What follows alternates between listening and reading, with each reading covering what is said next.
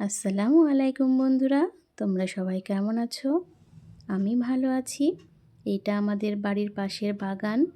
এইখানটায় আমাদের অনেকগুলো মেহগনি গাছ লাগানো আছে। তো এখন জঙ্গল হয়ে আছে, সেই কারণে আমি ঢুকতে পারিনি। পরে পরিষ্কার করলে আপনাদের সঙ্গে অবশ্যই শেয়ার করব। তো এখানে দুটো পেঁপে গাছও হয়েছে, গাছগুলো অনেক লম্বা হয়ে গেছে। তো আমি আর আপা একটা লাঠি দিয়ে পেঁপে পেড়ে নিলাম। অনেকগুলোই পেঁপে হয়েছিল আর পেঁপেগুলোর সাইজটাও ছোট। তো আমাদের এই বাগানের পাশে অনেক কলা বাগান আছে।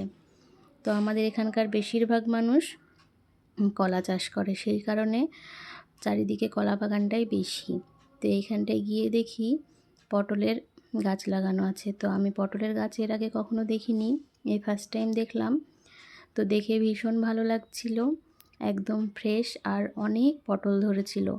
এইটা যে চাষ করছে সে ভীষণ যত্ন করেই চাষ করছে, কারণ গাছগুলো দেখেই মনে হচ্ছিল। তো মাঠে গেলে আমার খুবই ভালো লাগে, একটা ফ্রেশ বাতাস আসে।